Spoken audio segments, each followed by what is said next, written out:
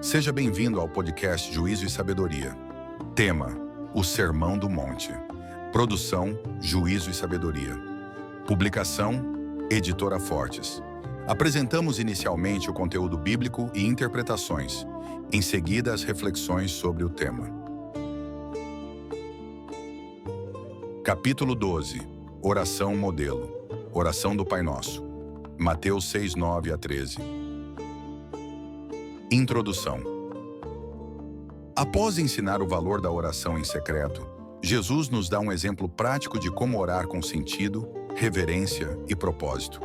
A oração do Pai Nosso é ao mesmo tempo simples e profunda, acessível e cósmica, pessoal e comunitária. Ela nos revela o coração de Deus, um Pai presente, um Rei soberano, um provedor fiel, um perdoador gracioso e um protetor constante. Texto bíblico: Mateus 6, 9 a 13, NVI. Vocês orem assim: Pai nosso que estás nos céus, santificado seja o teu nome, venha o teu reino, seja feita a tua vontade, assim na terra como no céu. Dá-nos hoje o nosso pão de cada dia. Perdoa as nossas dívidas, assim como perdoamos aos nossos devedores. E não nos deixes cair em tentação, mas livra-nos do mal, porque teu é o reino, o poder e a glória para sempre. Amém. Análise e interpretação. 1. Pai nosso que estás nos céus. Jesus inicia com intimidade e reverência. Pai, do aramaico Abba, significa proximidade, cuidado, amor. Nosso, representando uma fé comunitária. Não é uma oração egoísta. Nos céus, indicando soberania e autoridade total. Esta abertura nos lembra que Deus é Pai, mas também Rei.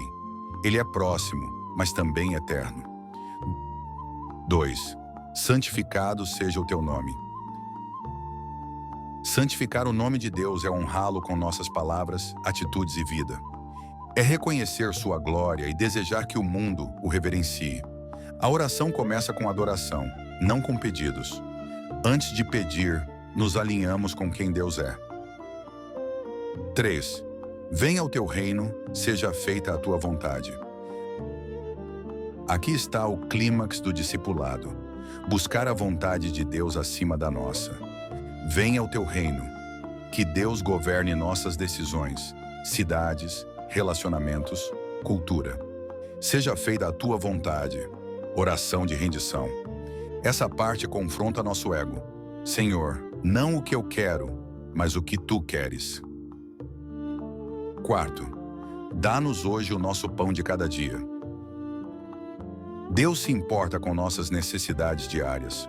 O pão aqui representa tudo que sustenta a vida: comida, saúde, trabalho, afeto, força. Jesus nos ensina a depender diariamente do Pai, não por acúmulo, mas por confiança. 5. Perdoa as nossas dívidas assim como perdoamos.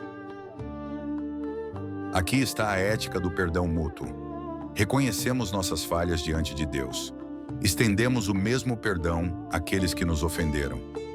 O perdão não é condição para ser salvo, mas é evidência de um coração salvo. Um discípulo perdoado é um discípulo que perdoa. 6. Não nos deixes cair em tentação, mas livra-nos do mal. Jesus reconhece a fragilidade humana e nos ensina a buscar proteção constante. Tentação, provações, seduções, armadilhas espirituais. Livra-nos do mal. Nos livra do maligno, do pecado e das consequências destrutivas. A oração aqui é por discernimento e livramento espiritual. 7. Teu é o reino, o poder e a glória para sempre. Este encerramento, presente em alguns manuscritos, é uma doxologia final, uma declaração de que tudo pertence a Deus. É como dizer: Senhor, tudo que pedimos, esperamos e adoramos está sob o teu domínio eterno. Conexões interdisciplinares. Na filosofia do bem comum, a oração é comunitária. O Pai Nosso inspira empatia e responsabilidade mútua. Na psicologia da oração, a oração do Pai Nosso desenvolve gratidão, regulação emocional, propósito e resiliência espiritual. Na espiritualidade prática, Jesus ensina um equilíbrio entre adoração, céu e ação, pão, perdão, livramento. Espiritualidade integral. Aplicações práticas. Use o Pai Nosso como modelo para suas orações diárias. Medite em cada frase, tornando-a pessoal. Exemplo: Pai Nosso. Como estou vivendo minha filiação com Deus? Seja feita a tua vontade. Em que área preciso me render? Ore em comunidade, lembrando que Deus é nosso, não apenas meu. Escreva sua versão pessoal do Pai Nosso, aplicando cada parte à sua vida atual.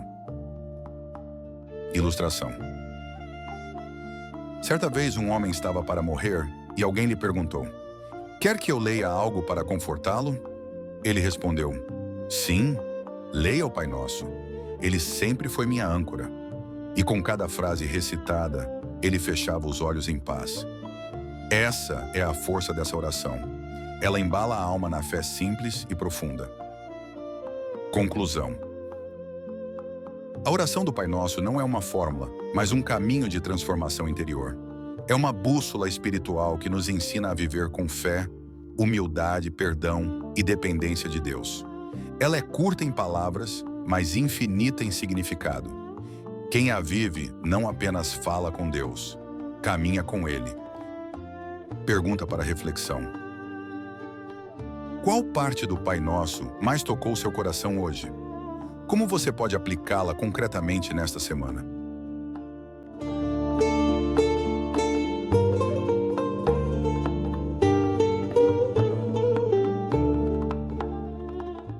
Agora vamos ouvir as reflexões sobre o conteúdo apresentado. Olá, hoje a gente vai fazer uma análise mais detalhada de algo que parece familiar, mas olha, tem muita profundidade. A oração do Pai Nosso, lá de Mateus 6. A gente tem um material aqui bem interessante que explora essa oração. E a ideia é investigar junto, sabe? A estrutura, o significado mais fundo e como ela ressoa hoje. Para começar, a oração já abre de um jeito interessante. Pai Nosso que estás nos céus. O material que a gente viu destaca essa tensão inicial, né? Sim, total. Entre uma proximidade, assim, quase radical, chamar Deus de Pai, e ao mesmo tempo essa distância de reverência, que estás nos céus.